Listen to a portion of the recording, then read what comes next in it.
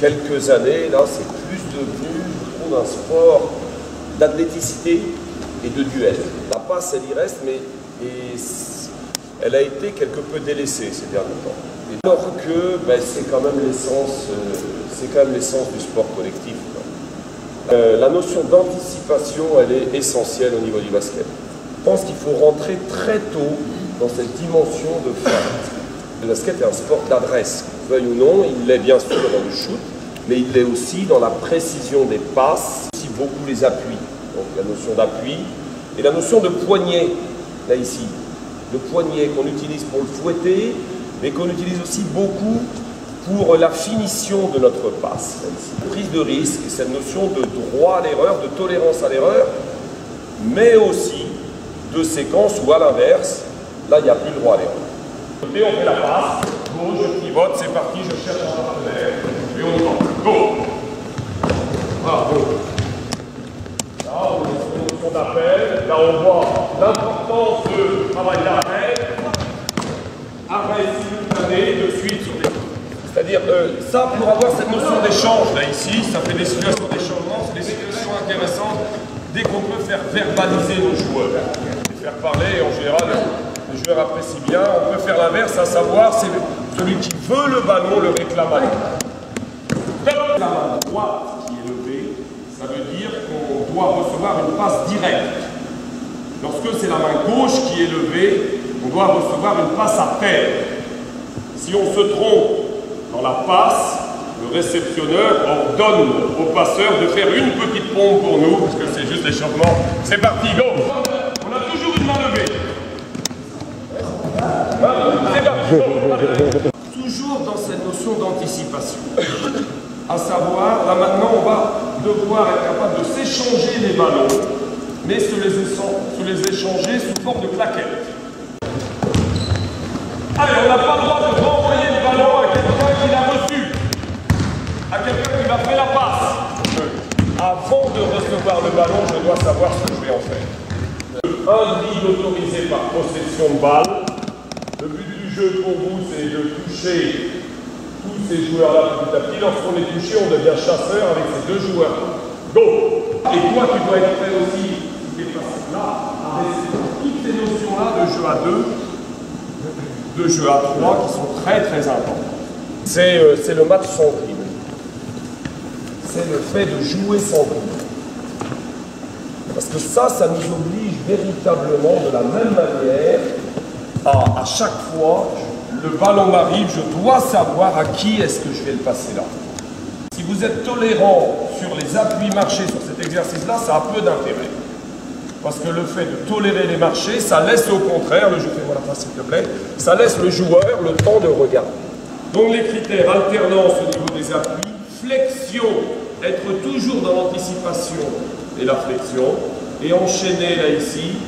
Notion importante, agressivité de la prise de balle, ne pas trop descendre son ballon.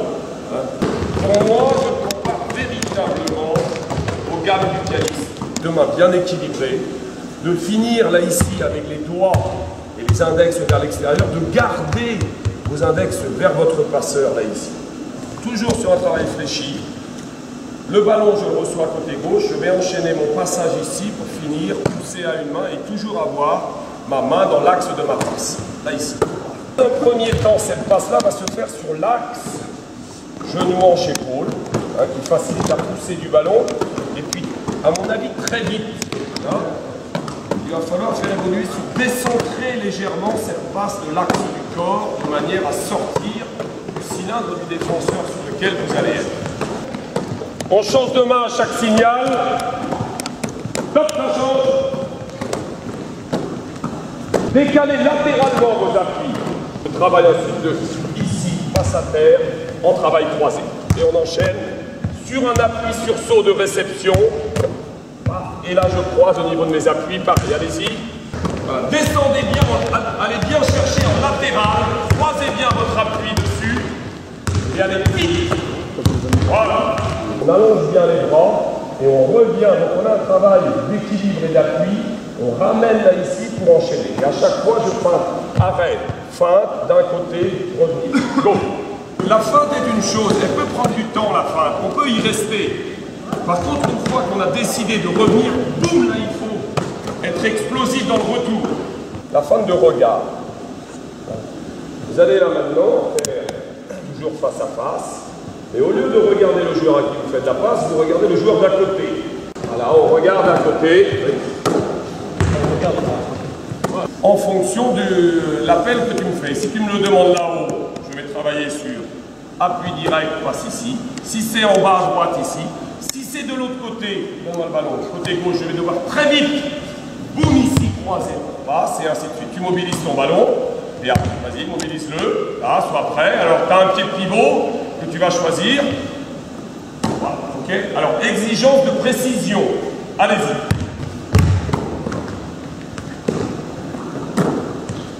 Organisation des appuis, vitesse, agir très vite. Après, pour revenir sur un critère important, un des mots-clés importants, c'est la notion de précision.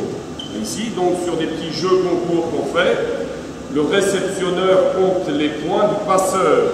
À chaque fois, on compte les points adverses.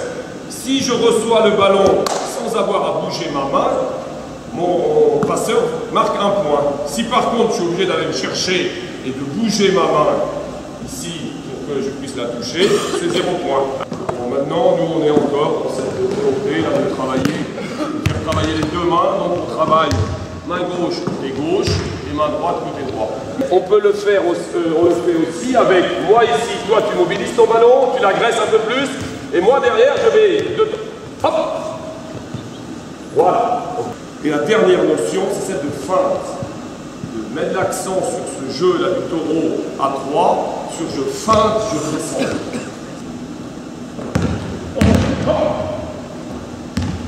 Allez.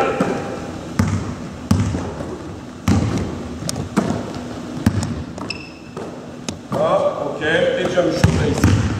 On a avec des joueurs qui se déplacent, c'est-à-dire de précision dans la course du joueur. Alors on va commencer sur une première situation simple de base, le 2 contre 1. Celui qui prend l'option du dribble, ça doit être l'action décisive. Allez. Voilà, très bien. De s'échanger les passes tout en prenant une information sur le défenseur et tout en maîtrisant la dualité technique de soit je reçois et j'enchaîne, soit je reçois et j'attaque. Il va monter l'arrêt, on va lui imposer au départ, dribble main intérieure. Dribble main intérieure, et de la même manière, tu vas devoir, quand tu vas modifier ce dribble intérieur, ça va être un choix décisif. C'est-à-dire que les choix, de manière générale, je trouve, ils sont pas si mauvais que ça par rapport à l'âge auquel on est confronté. Globalement, les choix, ils les voient à peu près. Par contre, très très souvent, ce qui se passe, et c'est toi qui en parlais François tout à l'heure, c'est la précision technique liée à ce choix. C'est qu'en fait, on est sur des répétitions, mais trop globales et trop rares. Et donc, ce que je demande sur les formes d'exercice, on va rester dans un premier temps, en 5 minutes, sur fixation main droite intérieure. Cette notion de crosse et de distance, ou cette notion de passe dans le dribble, main ouverte, épaule par rapport au joueur. Les passes à terre arrivent souvent trop bas. Une des remarques par rapport à la notion de passe à terre. On parlait sur le jeu rapide tout à l'heure. Julien qui se posait la question pourquoi est-ce qu'il y a peu de passes à terre sur le jeu rapide.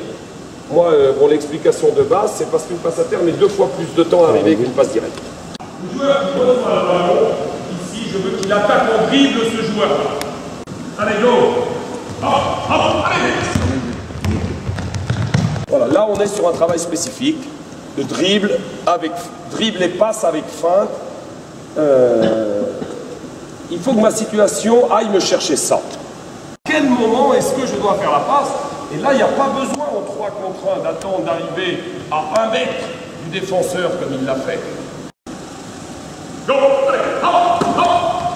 Attaque! La notion d'anticipation de ce que je vais faire et de prise d'information. J'ai encore le temps de prendre un dribble. Je vais utiliser ce dribble-là pour enfoncer encore plus la démarche des défenseurs là ici, feinter le plus possible, tout en continuant là ici pour les faire revenir. Sur la notion de 3 contre 2, nous fait travailler des notions aussi de timing de passe. Des fois, il y a, dans ce défenseur-là, il y aura 0 passe, des fois il y en aura 1, des fois il y en aura 2, et ainsi de suite. Henri, boum, là ici. Passez bas.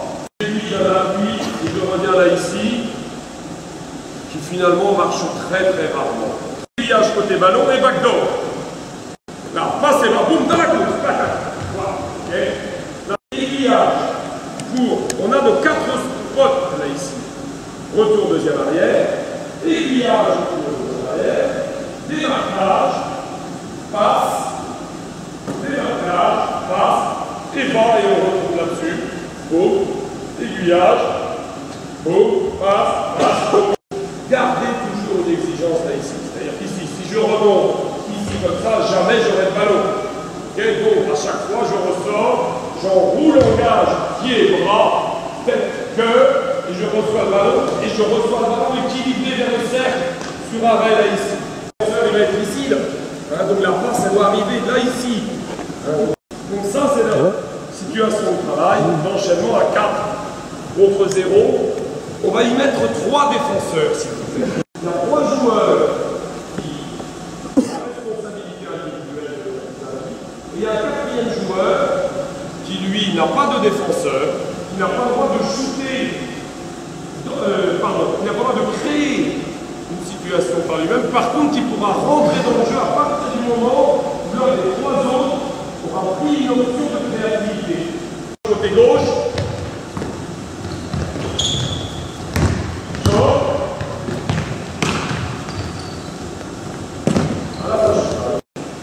une des choses importantes au niveau offensif comme défensif, là on parle de l'offense et de la passe, c'est de toujours voir le ballon. Toujours voir le ballon. Et de partir en disant bonjour aux spectateurs, regardez, immédiatement, j'ai pas le ballon, je me réoriente face au jeu pour être de suite prêt, renvoie le ballon là-bas ici, à droite, éventuellement une passe, mais tout simplement d'être prêt dans la situation. Go! Attaque! Hop! Prêt, là, il shoot, rebond. Vas-y, go, même chose. Allez, hop! Voilà. Qui est bien. Pénétration ligne de front. Un joueur en soutien dans la ligne de front opposée. Nanterre a beaucoup développé aujourd'hui, surtout le joueur à 45 degrés. Mais il y a les deux. Quand il va pénétrer vers le milieu, tu vas t'arrêter et tu vas remonter là ici. Et toi, tu vas travailler ces petites passes en supination. Hop! Voilà, c'est pas mal ça. Et toi, en fonction de ça, tu vas adapter par rapport à 2 options qu'on a travaillées. S'il va vers la ligne de front, tu vas là-bas. S'il va vers l'intérieur, tu viens ici. Allez, c'est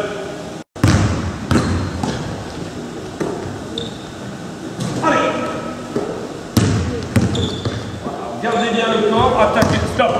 Le porteur et le porteur, finiront les deux. Go! Ça me va, c'est très bien. Dans ces espaces proches du joueur là ici, au lieu d'être trop dans de l'effacement latéral qui va nous compliquer des fois la passe. D'abord, c'est-à-dire que l'anticipation, elle me concerne moi. Le défenseur, il est où? Et je vais faire 1 ou 2 dribbles, mais elle concerne aussi et surtout le non-porteur de balle qui doit de suite réagir dans cette notion d'anticipation. Il y a une recherche de passe que l'on voit beaucoup plus ces dernières années. Là, il pénètre, boum, voilà. Okay. Sur les mots-clés qui sont ceux d'anticipation, ici je vous ai parlé, ceux de précision, sont tellement clés qu'il ne faut pas que je les oublie, ceux de feinte dans la passe. Pensez à inclure très vite les notions de feinte, ceux d'appui, de poignée, de maîtrise technique, de haute précision. Au niveau des plus jeunes, vous devez être des experts de haut niveau de la technique de base. Pour parapher ce que disait Daniel Herrero, célèbre rugbyman indien, je ne sais pas si vous l'avez vu il y a quelques temps, qui parlait de la passe au rugby, ben, la passe au basket, c'est un peu pareil, je vous disais que c'était l'essence. Et pour faire une bonne passe, là, ici, bon, il faut, de toute façon, la pousser avec les jambes et avec les bras. Ça, c'est le premier point. Il faut ensuite la diriger et la doser avec les doigts.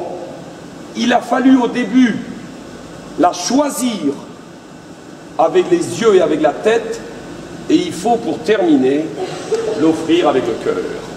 Je vous remercie beaucoup.